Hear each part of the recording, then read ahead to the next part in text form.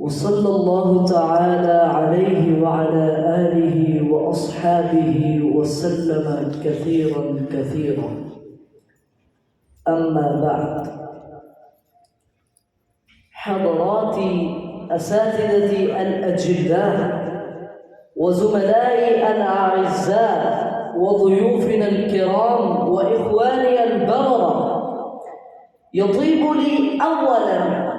أن أحييكم بتحية السلام، فأقول السلام عليكم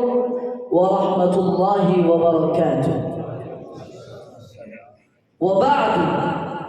أشكر الله جل وعلا أجزل الشكر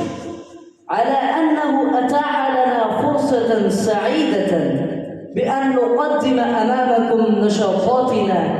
بمناسبة حفلة المدرسة الثانوية من الخطب باللغات الدارجة الثالثة في اليوم العربية والإنجليزية والأردية والأناشيد الإسلامية. كما نرحب بكم ترحيبا حارا من أعماق القلب وصميم الفؤاد على قدومكم الميمون. اب میں دعوت دینا چاہتا ہوں اس مدرسہ کے طالب علم عبد الباسط کو کہ وہ آئیں اور اردو میں تقریر پیش کریں۔ تشریف لاتے ہیں عبد الباسط۔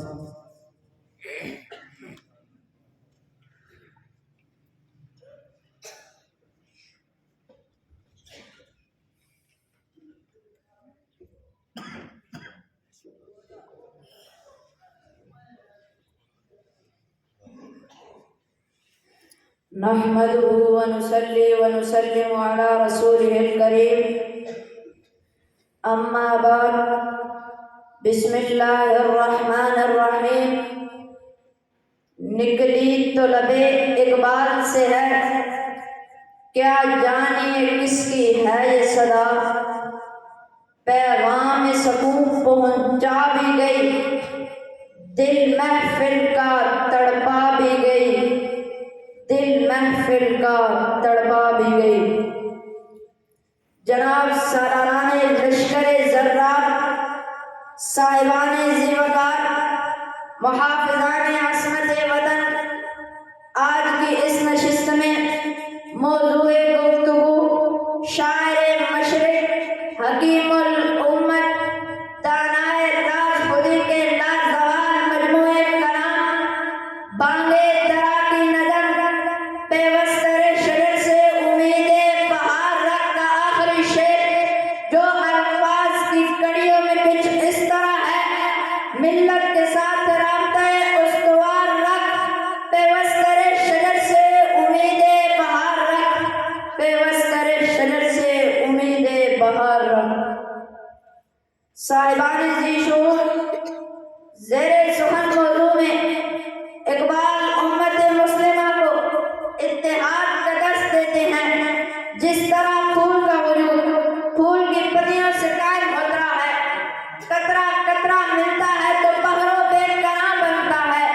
ذروں کی آمیزش سے ناقابل تصویر چوٹیاں بنتی ہیں، ستاروں کا جھرمٹ کہکشاں کہلاتا ہے، انگلیوں کی نزاکت یکجا ہو کر دندان شکن مکہ بنتی ہیں، انگلیوں کی نزاکت یکجا ہو کر دندان شکن مکہ بنتی ہیں۔ صدر عالی وقار جب اجتماعیت کی ناؤ انفرادیت کے مجدہار میں ڈوبنے لگی تو یک لخت اس صدا نے سورج کی محبر کرنوں کو اس نقطے پر مرکوز کر دیا کہ تھام لے رسی خدا کی، چھوڑ دے اغیار کو، کہ ضرب وحدت سے گرا دے کفر کی دیوار کو، کہ ضرب وحدت سے گرا دے کفر کی دیوار کو۔ ارباب علم و دانش، یہ حقیقت ہے کہ اتحاد و مرکزیت نے جس قوم کے اندر جنم لیا تو اس عزم و ثبات کو ارتقاء کی ان بلندیوں تک پہنچا دیا جس پر اوج و ثریا بھی رش کرتی ہے،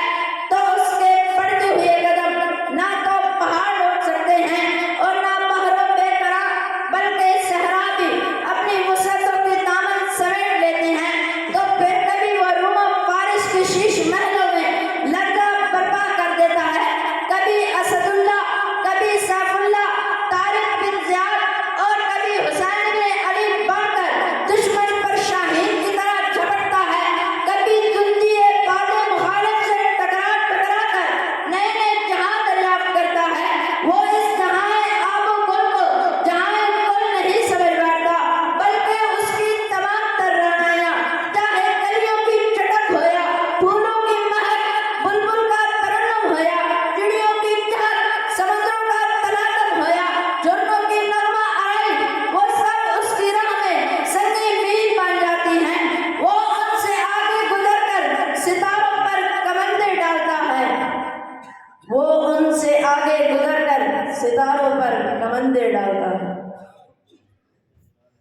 صاحبان ذی شعور،